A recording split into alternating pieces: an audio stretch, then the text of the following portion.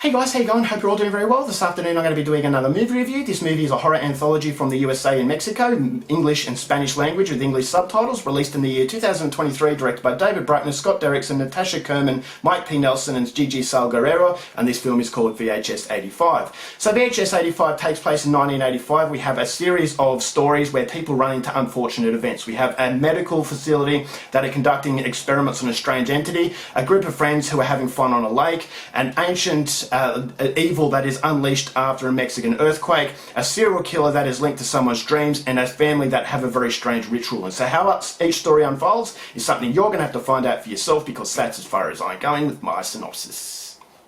Now my thoughts on VHS 85. This is a franchise that I have a very strange feeling for, is that I'm not really expecting too much in the later installments, but I have that nagging curiosity that the next movie I must watch, because I'm hoping that the next movie is going to make me feel excited as I did with the first and second movies. So after the second movie came out, I was blown away by that film. I absolutely loved it. And I love horror anthologies and I love found footage, and that's exactly what VHS is all about. And so after the second movie I thought, this is a franchise that is going to go on to bigger and better things. But after VHS Viral came out, I was bitterly disappointed with that movie. I thought that was really, really ordinary. And then films following VHS Viral haven't been as bad as that movie, but they still haven't elevated themselves. And so I started to feel maybe this is flogging a cash cow. Maybe this is running out of ideas and they're just going to use the VHS name until they exhaust all possibilities. And so coming into VHS 85, as I said, that strange nagging curiosity that I have to see the next movie, I was hoping that this movie was at least going to be worth watching. And after watching VHS 85, I will say that I was pleasantly surprised, and it actually gave me renewed hope for this franchise. Now, it's not quite as good as the second movie, but I will say it's right up there with the first film, because these movies understand what the VHS franchise is all about, and it's about short horror filmmaking and having a lot of fun doing it. Now, what the first and second installments understood is how to make a short story, and that's something that a horror anthology must do.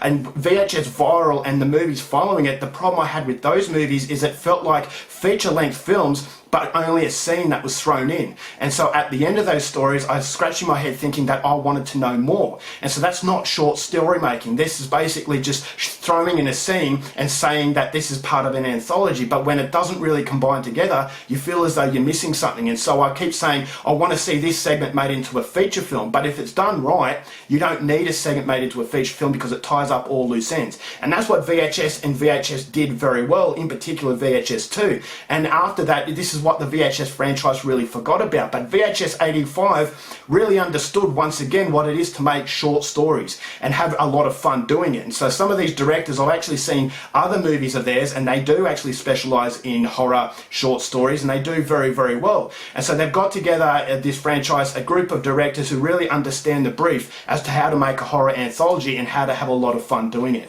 And so it's a very violent anthology, which is something that I really, really like, but I really like the stories. They were a lot of fun. There's a lot of imagination put into them, and I thought as though it had me on the edge of my seat. I wanted to know what was going to happen, and it was actually very dark and morbid. And this is something that has been missing for the longest time in this horror franchise, and it's definitely something that the VHS name really needed, and it gives an indication that maybe there is life left in this whole project yet. And so it really pleases me to say this, because I really wasn't expecting anything from VHS 85. I really like the grainy sort of footage to give you the impression it's 1985. It doesn't always work, but I will say that it doesn't really get in the way, because you kind of forget it's 1985. You're just really focusing on the stories. I love the story of the Mexican earthquake. I love the stories of the serial killer and the dream sequences and the family and the ritual. So each story is as good as the other. There aren't really any stories that really let it down, which is definitely something that bogged down the other movies in the VHS franchise. There were some that were really, really bad and some that were okay. And in this movie, some are really good and some are absolutely fantastic.